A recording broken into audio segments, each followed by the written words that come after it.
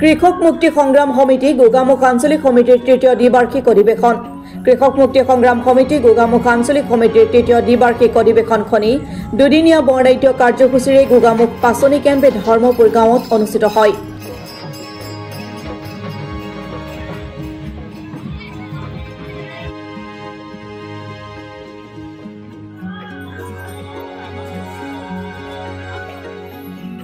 উক্ত কাৰ্যসূচীৰ লগত সংগতি ৰাখি বাৰে ৰহনীয়া শোভাযাত্ৰাও বাহিৰ কৰা হয়।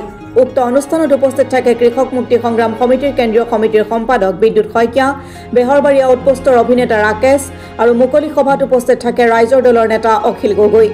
শোভাযাত্ৰাস্থলীৰ পৰাই কৃষক মুক্তি সংগ্ৰাম সমিতি নেতা বিদ্যুৎ শইকীয়া আৰু শিৱসাগৰ বিধায়ক অখিল গগৈয়ে শাসনাধিষ্ঠ চৰকাৰৰ অনিয়ম আৰু দুৰ্নীতিৰ বিৰুদ্ধে মাত মতাৰ সমান্তৰালভাৱে থলুৱা খিলঞ্জীয়া হৈ কাম কৰাৰ মন্তব্য প্ৰদান কৰে। ভাল লাগিছে। বৃহত্তৰ গোগামুখ অঞ্চলৰ বিভিন্ন জাতি ধৰ্ম বৰ্ণ ভাষা লোকে আমাৰ কৃষক মুক্তি সংগ্ৰাম সমিতিক যি ধৰণে মৰম যাচিছে। আপোনালোকে জানে যে গোগামুখ অঞ্চলত আমাৰ সংগঠনৰ খুব শক্তিশালী ভেটি আছে। প্ৰতিবাদ আন্দোলনৰ সময়ৰ পৰা এই অঞ্চলত অঞ্চলবাসী ৰাইজে আমাৰ লগত ওতঃপ্ৰোতভাৱে জড়িত হৈ আছে। এই অঞ্চলৰ ৰাইজৰ ভূমি সমস্যা আছে, আপোনালোক সকলোৱে জানে। চৰকাৰৰ বসুন্ধৰা 1.0, 2.0, 3.0 কোনো এখন আঁচনি এতিয়ালৈকে এই ৰাইজৰ থলুৱা ভূমিপুত্ৰ 100% খিলঞ্জীয়া ৰাইজৰ মাটি অধিকাৰ প্ৰদান কৰা নাই। সেই সমস্যাখিনি আছে। লগতে জানে বৃহত্তৰ কৈলাশপুৰ অঞ্চলটোত খোৱা পানীৰ সমস্যা আছে। জনস্বাস্থ্য কাৰিকৰী বিভাগে দেখুৱাই কেইবাটাও আঁচনি ইয়াত গ্ৰহণ কৰিছে, কিন্তু মূৰকত আজিলৈকে কোনো মানুহে খোৱা পানী ইয়াত পোৱা নাই। গতিকে সেই মূল স্থানীয় সমস্যাসমূহ আছে, ৰাস্তা ঘাটৰ সমস্যা আছে। এইখিনিক লৈ আমি কাম কৰি আছো আৰু কৰি যাম। তাৰ সমান্তৰালভাৱে এই যি মূল্য বৃদ্ধিৰ সমস্যা বা বিভিন্ন ধৰণৰ মানুহৰ দৈনন্দিন যিবিলাক সমস্যা, এই সমস্যাবিলাকক লৈ আমি পূৰ্বৰ পৰা আছো, তেওঁলোকৰ লগত থাকিম। গতিকে আজিৰ দিনটোতে বাৰে ৰহণীয়া সাংস্কৃতিক অনুষ্ঠানত আমাৰ লগত আপোনালোকে সকলোৱে জানে বেহাৰবাৰী আউটপোষ্টৰ জনপ্ৰিয় অভিনেতা ৰিণ্টুমণি বৰা ডাঙৰীয়া, ৰাকেশ খ্যাত তেখেত আমাৰ লগত আছে। আমাৰ ভাল লাগিছে আৰু আপোনালোকে আহি আমাৰ মাজত উপস্থিত হৈছে এই সংবাদ মাধ্যম, আমি সকলোকে ধন্যবাদ আৰু কৃতজ্ঞতা জনাইছো। অনাগত দিনত সমগ্ৰ অসমৰ লগতে গোগামুখ আঞ্চলিক আৰু বিশেষকৈ কৈলাশপুৰ এই অঞ্চলৰ ৰাইজৰ লগত আমি সদায় থাকিম, তেওঁলোকৰ সমস্যাৰ লগতে ওতঃপ্ৰোতভাৱে। অৰুণোদয় যিবিলাক প্ৰথমতে চৰকাৰে কৈছিলে যে সকলো মহিলাকে অৰুণোদয় দিয়া হ'ব, কিন্তু এতিয়া যিবিলাক মহিলাই অৰুণোদয় ইতিমধ্যে লাভ কৰি আছে তেওঁলোকক পুনৰবাৰ এতিয়া কাগজ পত্ৰ জমা লোৱাৰ নামত সাংঘাতিক ধৰণে হাৰাশাস্তি কৰিছে। মানে আপুনি এটা পোষ্টত চাকৰি কৰি আছে, আকৌ চাকৰি কৰি থকা অৱস্থাতে আকৌ আপোনাক সেইটো পোষ্টতে ৰি ইণ্টাৰভিউ পাতিছে। মানে বিজেপি চৰকাৰৰ এটাই কথা, মহিলাসকলক ব্যস্ত কৰি ৰাখিব লাগে। কেতিয়াবা গছপুলি ৰোৱাৰ নামত, কেতিয়াবা অমিত কলহৰ নামত, কেতিয়াবা লাখপতি বাইদেউৰ নামত, কেতিয়াবা 10,000 টকীয়া বাইদেউৰ নামত, আকৌ এতিয়া একো আঁচনি নাইকিয়া হ'ল। গতিকে অৰুণোদয়ৰ নামত নিৰ্বাচনৰ ক্ষেত্ৰত একচুৱেলি ডেফিনেটলি চৰকাৰী বিষয়ে কৰিব লাগে চৰকাৰী আঁচনি। আমি দেখিছো যে পূৰ্বৰ চৰকাৰৰ দিনত, পূৰ্বৰ কংগ্ৰেছ চৰকাৰৰ দিনত যিবিলাক নেতাই সাংঘাতিক ধৰণে স্বজন তোষণ কৰিছিলে, 10,000 টকা নিদিলে আয়োগে ঘৰ দিয়া নাছিলে, 5,000 টকা নিদিলে বৃদ্ধ পেঞ্চন দিয়া নাছিলে। সেই মানুহবিলাকে এতিয়া দল বাগৰি বিজেপিৰ ডাঙৰ ডাঙৰ নেতা। সেই মানুহবিলাকৰ সেই কংগ্ৰেছৰ দিনত টকা খাই আঁচনি দিয়াৰ চৰিত্ৰ সলনি হোৱা নাই। গতিকে ৰাইজ সজাগ হ'ব লাগে। ৰাইজে সজাগ হৈ এই পালি নেতাবিলাকক এঘৰীয়া কৰিব লাগে, উচিত শিক্ষা দিব লাগে। কৃষক মুক্তি সংগ্ৰাম সমিতিৰ তৃতীয় বাৰ্ষিক অধিৱেশনলৈ আহি খুব ভাল লাগিছে। বিশেষকৈ গোগামুখত আহি ভাল লাগিছে।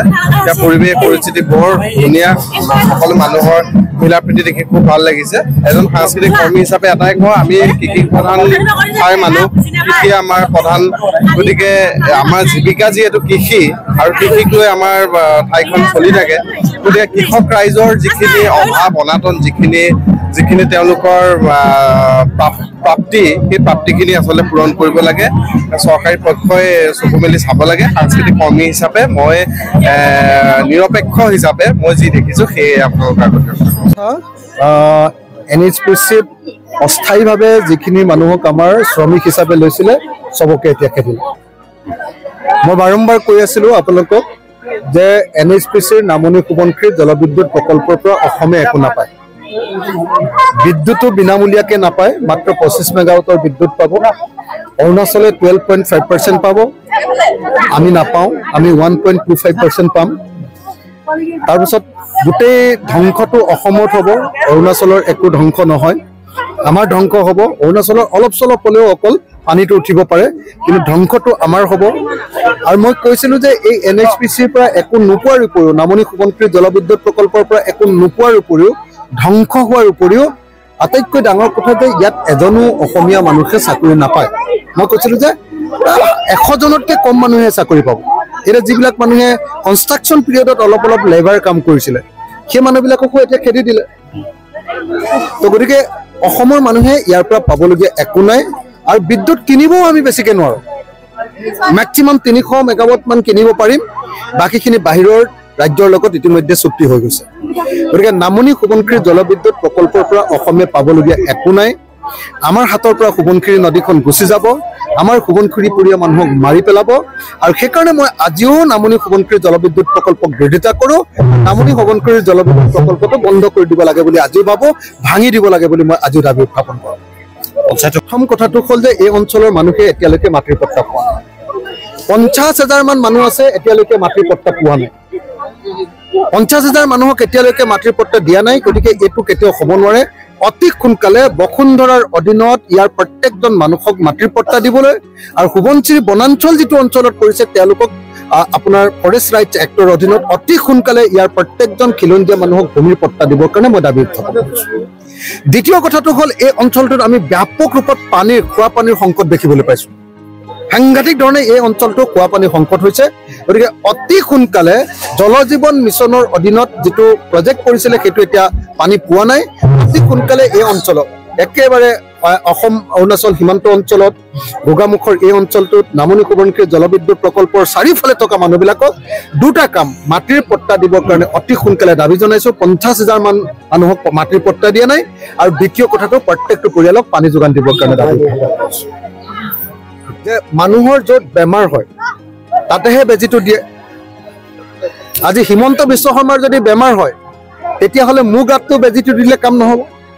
আজি জনতা ভৱনত বেমাৰ হৈছে, জনতা ভৱনত মানুহে ধৰ্ণা দিবলৈ যাব? মুখ্যমন্ত্ৰী থকা ঠাইত ধৰ্ণা দিবলৈ যাব নে কাজিৰঙাত ধৰ্ণা দিবলৈ যাব? আজি অসমৰ মুখ্যমন্ত্ৰীয়ে কৈছে যে জনতা ভৱনত ধৰ্ণা দিব নোৱাৰিব। আজি অসমৰ মুখ্যমন্ত্ৰীয়ে কৈছে যে ৰাজভৱনত ধৰ্ণা দিব নোৱাৰিব। যদি ৰাজভৱনত ধৰ্ণা দিব নোৱাৰে তেতিয়াহ'লে কাজিৰঙাত ধৰ্ণা দিলে হ'ব, শিয়ালৰ আগত ধৰ্ণা দিলে শেষ হ'ব, বাঘৰ আগত গড়ৰ আগত ধৰ্ণা দিলে শেষ হ'ব। ধৰ্ণা দিব লাগিব মুখ্যমন্ত্ৰীৰ সন্মুখত, ধৰ্ণা দিব লাগিব ৰাজ্যপালৰ সন্মুখত। কোন অৰ্থত ধৰ্ণা ৰাজ্যপালৰ সন্মুখত দিব নোৱাৰিব বুলি ক'ব পৰাৰ অধিকাৰ হিমন্ত বিশ্ব শৰ্মাই ক'ত পালে? হিমন্ত বিশ্ব শৰ্মাই ক'ত অধিকাৰ পালে যে সাংবাদিকে এনেকে বাইক লৈ থাকোঁতে সাংবাদিকৰ মাজত কন্দুৱা গেছ দি দিবলৈ অধিকাৰ ক'ত পালে? সাংবাদিকক এনেকুৱা নিৰ্যাতন কৰিবৰ কাৰণে অধিকাৰ ক'ত পালে? হিমন্ত বিশ্ব শৰ্মাই অসমৰ সকলো গণতন্ত্ৰ ধ্বংস কৰি পেলাইছে। কোনোবাই ফেচবুকত এক লাইন লিখিলেও জেল, কোনোবাই কবিতা এটা লিখিলেও জেল, কোনোবাই যদি কিবা এটা ঘটনা ঘটিছে লগে লগে তেওঁলোকক ধৰি লৈ যায় পুলিচে, ৰাতি এনকাউণ্টাৰ কৰি মাৰি পেলায়। অসমততো গণতন্ত্ৰ বুলি বস্তুটো একোৱেই নাই। অসম ধ্বংস কৰি পেলাইছে হিমন্ত বিশ্ব শৰ্মাই। ইয়াক HBS কোম্পানী প্ৰাইভেট লিমিটেড বনাব খুজিছে হিমন্ত বিশ্ব শৰ্মাই। সকলোবিলাক সম্পত্তি তেওঁৰ পত্নীৰ নামত কৰি অসমখন লুটি পেলাব খুলিছে হিমন্ত বিশ্ব শৰ্মাই। গতিকে হিমন্ত বিশ্ব শৰ্মাই যদি ভাবিছে যে আমি চব মানুহ অসমীয়া মানুহ মৰি গ'লো, তেওঁ অকল জীয়াই আছে আৰু তেওঁৰ মতে অসমখন চলাব, ৰাজভৱনতো ধৰ্ণা দিব নোৱাৰিব, জনতা ভৱনতো ধৰ্ণা দিব নোৱাৰিব, আমি শিয়াল হেপা আপুনি বান্দৰৰ আগত ধৰ্ণা দিব লাগিব, তেতিয়াহ'লে এইটো তেওঁ ভুল কৰিছে, এইটো কেতিয়াও মানি লোৱা নহ'ব। হিমন্ত বিশ্ব শৰ্মাৰ গাত খৰ হৈছে আৰু তাত মলম লগাব লাগিব। জনতা ভৱনত আমি ধৰ্ণা দিবলৈ পাব লাগিব, এইটো বন্ধ কৰিব নোৱাৰে। সাংবাদিকৰ ওপৰত অত্যাচাৰ কৰিব নোৱাৰে। আমি একদম সকীয়াই দিছোঁ, হিমন্ত বিশ্ব শৰ্মাই এনেকুৱা দাদাগিৰি বন্ধ কৰক, তেওঁ হিটলাৰিজিম বন্ধ কৰক আৰু অসমত গণতান্ত্ৰিক ব্যৱস্থা বাহাল ৰাখক, নহ'লে হিমন্ত বিশ্ব শৰ্মা চৰকাৰক